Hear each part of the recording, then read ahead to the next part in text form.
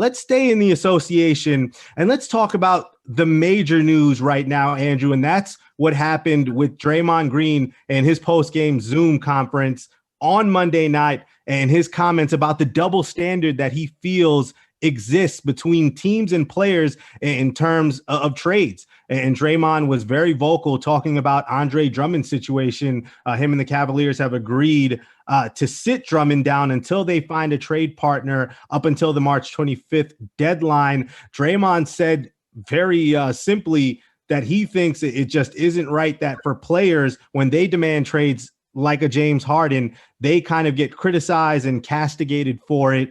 But when teams are publicly putting players on the trading block, they're not receiving that same energy, that same criticism from others. So, Andrew, just from what you heard, what are your initial thoughts more so to Draymond's comments, and how much validity do you take into what he said about how players and teams are looked at when it comes to trades?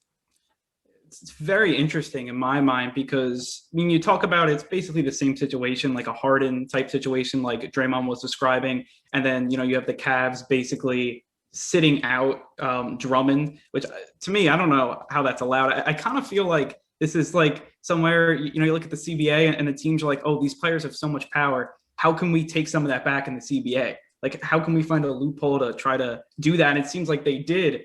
And what was interesting to me was like kind of the connotations that like Harden gets the bad rap, but the players or the teams don't.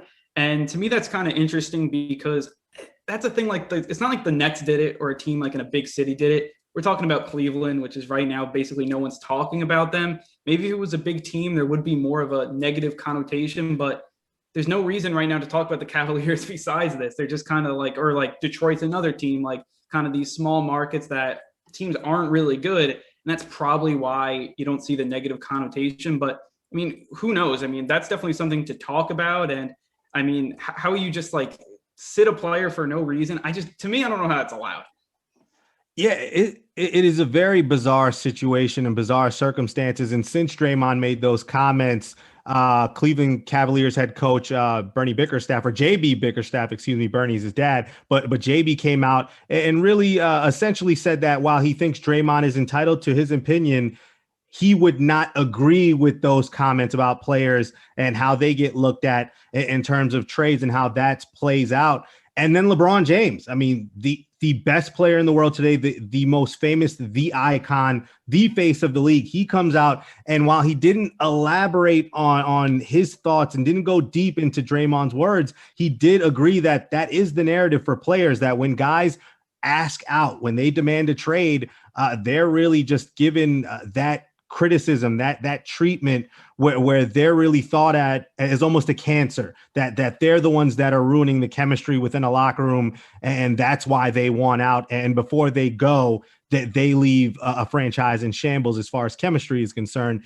But LeBron said it best, though, when it's double-sided, Andrew, because when you think about it for teams, this is the CBA. This is what you collectively bargain for. So if you want more player empowerment, when the CBA expires, that's when you need to go to the negotiation table and say, hey, we need to put clauses or something, whether it's mandates, regulations, that put players in better positions if they ultimately want out of their current situation.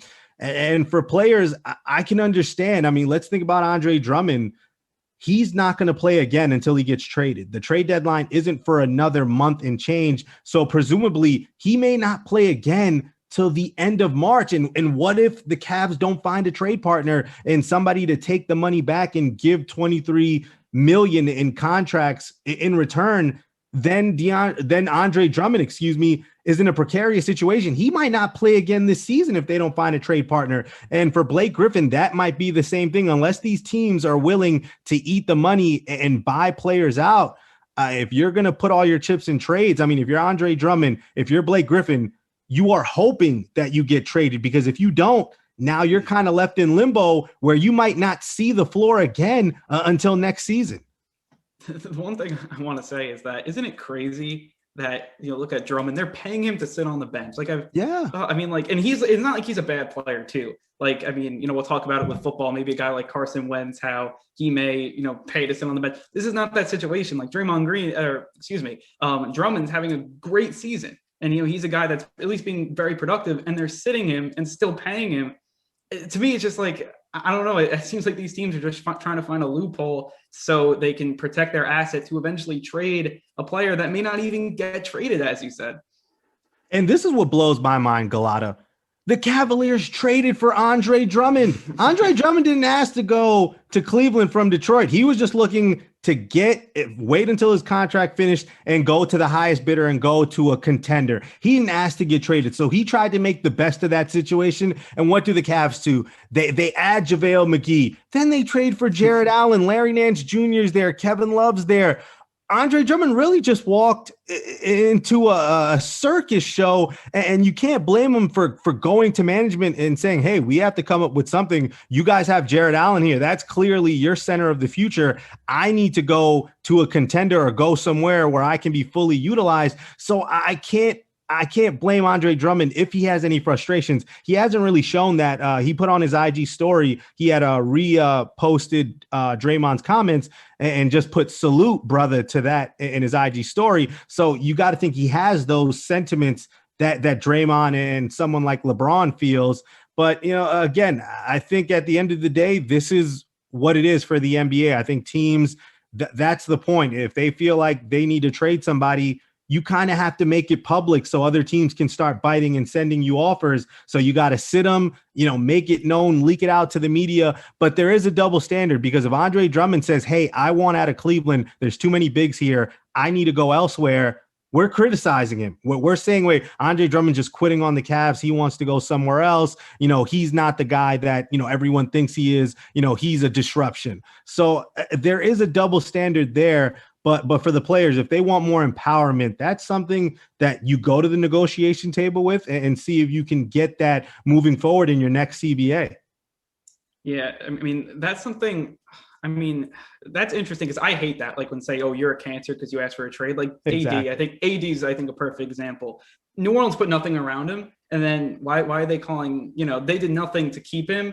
And then he just goes to LA and then wins a championship. So that works out perfectly for him. So, I mean, that's something that I just don't like, that connotation, especially with Drummond. Like, they built him for him to leave, basically. They built this team for him not to be there. So, like, why would he want to stay? Exactly. And you mentioned Anthony Davis. I mean, he gets fined for basically saying he wants out. He gives New Orleans 7 years of his career. So he gave them ample time to build a winner. They went to the playoffs a couple of times, but it just wasn't enough to get over a loaded Western Conference. So you can't blame him for saying, hey, I tried it here.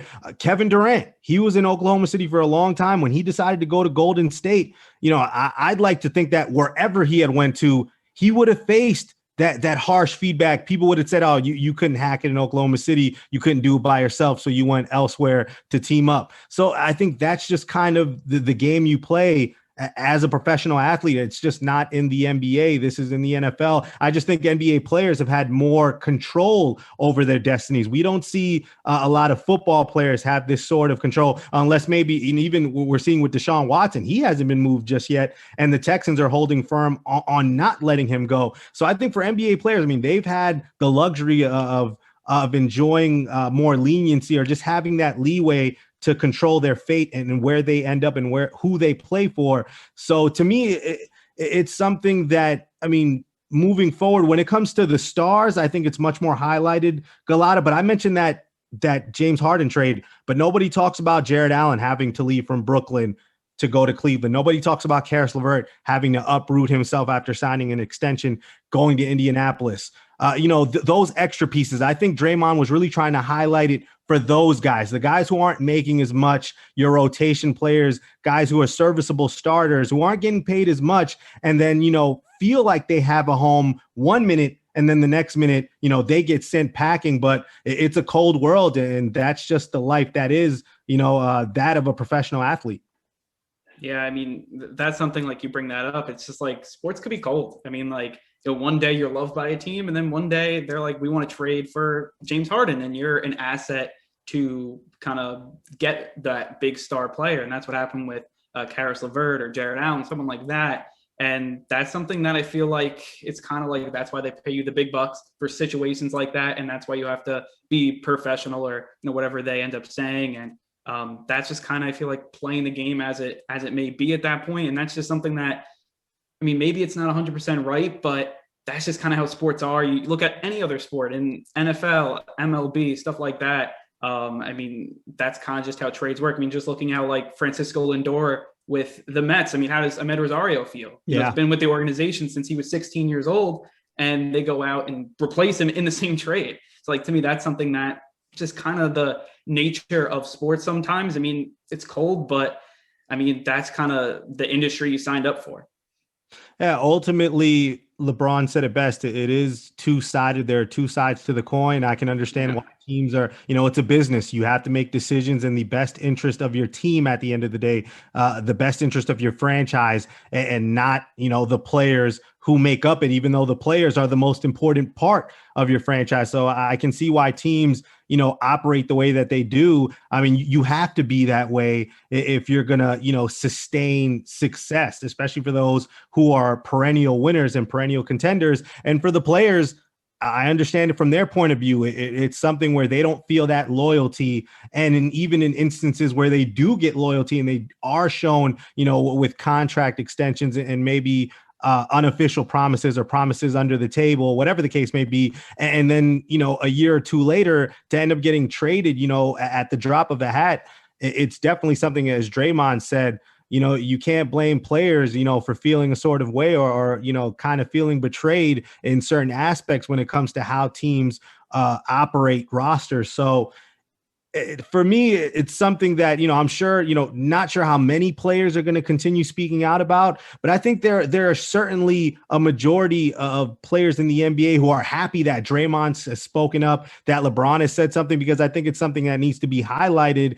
because, people think, these guys are getting paid millions and millions of dollars, so we can't sympathize or empathize with them. But at the end of the day, they're people too. And to have to, take everything you have in one city and move elsewhere, at any point, at any given time, it's difficult. And again, that's just especially the guys are young too. Exactly. They're not 30. These guys are 23, 24, and you're moving, Yeah, you're thinking you're going to be Kobe Bryant or Dirk or somebody like that. Tim Duncan end up, 20 years in the same city. But again, just far and few between in terms of long-term guys who stick with their respective cities.